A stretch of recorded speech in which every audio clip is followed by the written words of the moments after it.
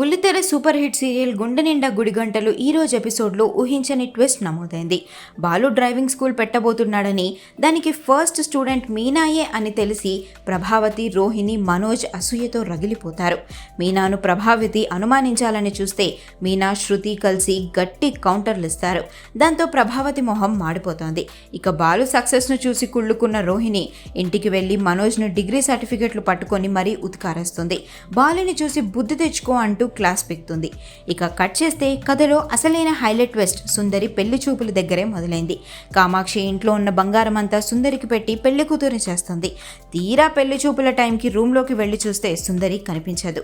నాకు ఈ పెళ్లి ఇష్టం లేదు, నా మనసుకు నచ్చిన వాడితో వెళ్ళిపోతున్నానంటూ లెటర్ రాసి బంగారం అంతా పట్టుకొని సుందరి పారిపోతుంది. ఈ షాక్తో కామాక్షి, రంగా, సత్యం కుటుంబాలు లబోదిబోమంటాయి. గతంలో మనోజ్ పెళ్లి మండపం నుండి పారిపోవడం, రవి లేచిపోవడాన్ని సత్యం గుర్తు చేసుకుంటే ఇదంతా మీనా వల్లే అంటూ ప్రభావతి మళ్ళీ నిందలేస్తుంది. రంగంలోకి దిగిన బాలు, మీనా కలిసి సుందరి హాస్టల్కు వెళ్ళి ఎంక్వైరీ చేస్తారు. మీనా గట్టిగా వార్నింగ్ ఇవ్వడంతో సుందరి కిషోర్ అనే అబ్బాయితో ప్రేమలో పడి పారిపోయిందనే అసలు నిజం బయటపడుతుంది. మరి బాలు, మీనా కలిసి సుందరిని పట్టుకుంటారా లేదా అనేది నెక్స్ట్ ఎపిసోడ్లో చూడాలి.